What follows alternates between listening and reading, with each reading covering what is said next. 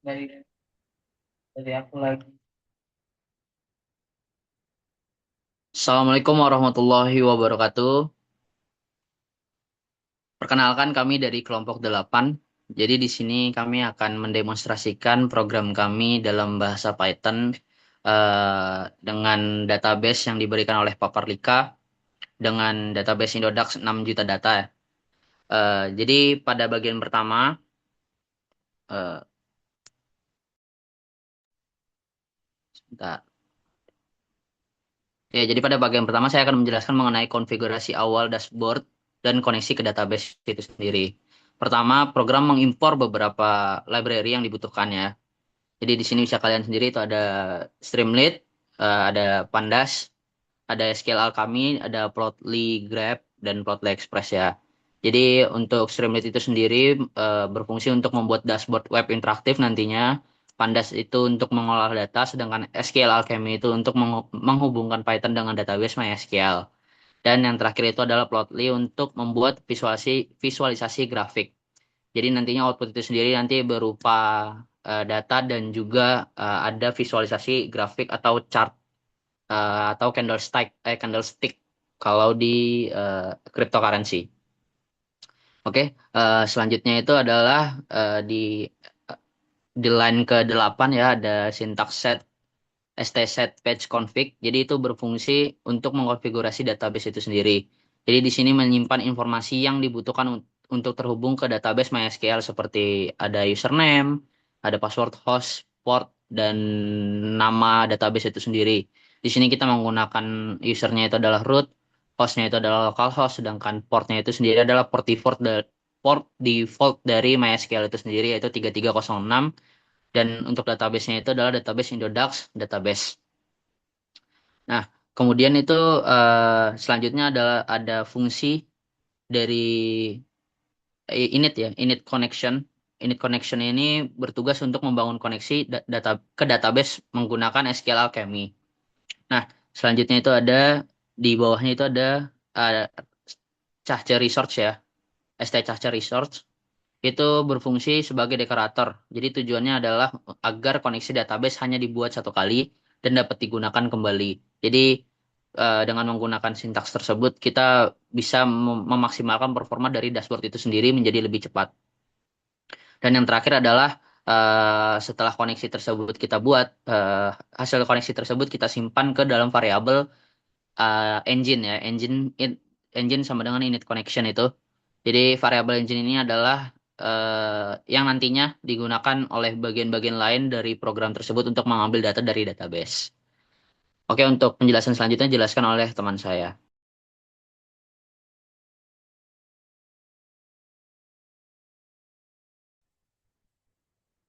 Nah, untuk selanjutnya saya akan menjelaskan untuk fungsi mengambil data file dan tampilan filter.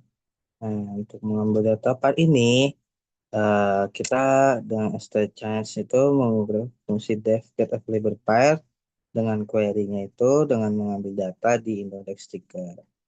Nah, di situ files tersebut menggunakan query-nya untuk membaca query-nya dengan kembali lagi ke query tersebut untuk ngelis. Habis itu di bawahnya lagi ada get available files untuk mendapatkan data tersebut. Dan tampilan filternya tersebut kita menggunakan ST Markdown, itu filter market. Dan di sini jika list parsnya itu error, maka ada tampilan pesannya itu data part tidak ditemukan. Dan jika eh, di bawahnya itu jika kolomnya itu sesuai nama dengan database, jadi default di IDX-nya itu list pair-nya index dan bisa diselect pair oleh select box dengan memilih pair marketnya dan boleh dibawa lagi dengan with kolom 2-nya itu limit datanya dengan select box dengan kita mengambil berapa data yang mau kita ambil. Jadi kita di fungsi ini tuh bisa mengambil data yang bisa diambil. Boleh di next lagi ke bawah. Oke, untuk selanjutnya akan dijelaskan oleh teman saya. Terima kasih. Baik, terima kasih. Selanjutnya, saya akan menjelaskan bagian pengambilan dan pengolahan data, yaitu bagaimana sistem mengambil data dari database dan mempersiapkannya sebelum ditampilkan ke grafik. Bisa dilihat di bagian nomor line ke-50 itu. Pertama, kita punya fungsi bernama load data yang menerima dua parameter, pair dan juga limit, sesuai pilihan pengguna di dropdown. Di atasnya ada dekorator ST change data dengan TTL 60 detik, yang artinya hasil query akan ditampilkan sementara selama 60 detik. Tapi, kalau pengguna tidak mengubah pilihan, sistem tidak perlu bolak-balik query ke database, cukup ambil dari change.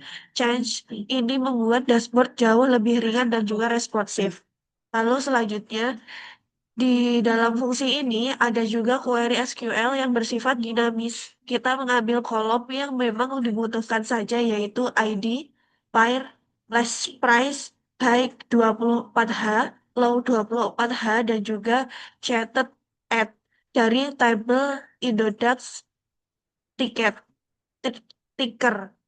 Query ini difilter berdasarkan pair yang dipilih pengguna, menggunakan where pair sama dengan pair.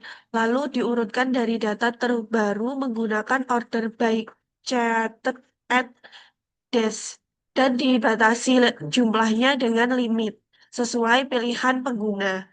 Hasilnya langsung disimpan ke dalam data frame Pandas pengguna sehingga data siap untuk diolah lebih lanjut. Lalu, setelah itu, data berhasil diambil. Ada dua langkah pengolahan. Pertama, data diurutkan ulang dari yang paling lama ke yang paling baru menggunakan sort values. Ini penting karena tadi kita ambil dengan dash agar data terbaru masuk dalam batas limit. Tapi untuk grafik, urutan harus dari kiri ke kanan secara kronologis. Kedua, kita membuat kolom baru bernama open yang mempresentasikan harga pembukaan. Karena database hanya menyimpan list price, kita gunakan teknik shift satu, yaitu menggeser nilai harga satu baris ke bawah, sehingga harga penutupan selanjutnya menjadi harga pembukaan berikutnya. Untuk baris pertama yang tidak punya data selanjutnya, nilai opennya diisi dengan list price-nya sendiri. Kolom open ini wajib ada karena grafik candlestick membutuhkan 4 nilai, yaitu open, high, low, dan juga close. Jadi bagian ini adalah jembatan antara database dan juga visualisasi.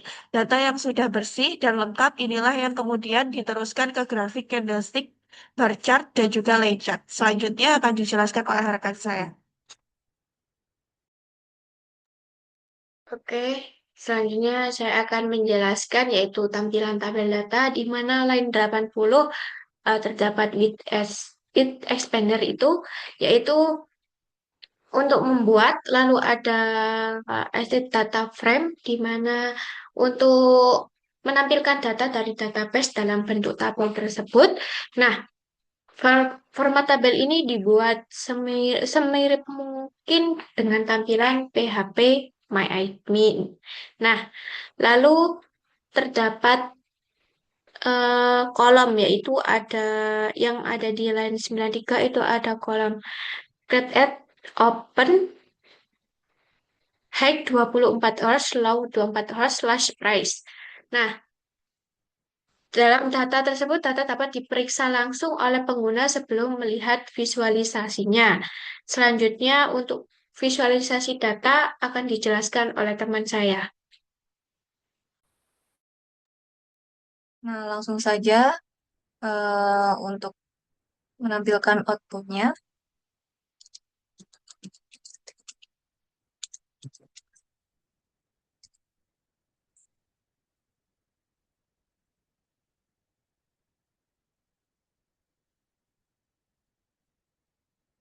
Apakah sudah terlihat?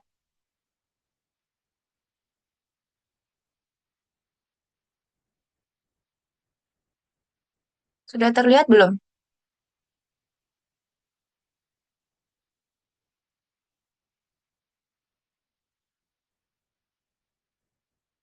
Nah, ini untuk tampilan visualnya. Di sini ada eh, judul namanya Dashboard Market Indodax. Nah, di sini ada pilihan pair marketnya. Bisa kita pilih mau apa yang kita ingin tampilkan.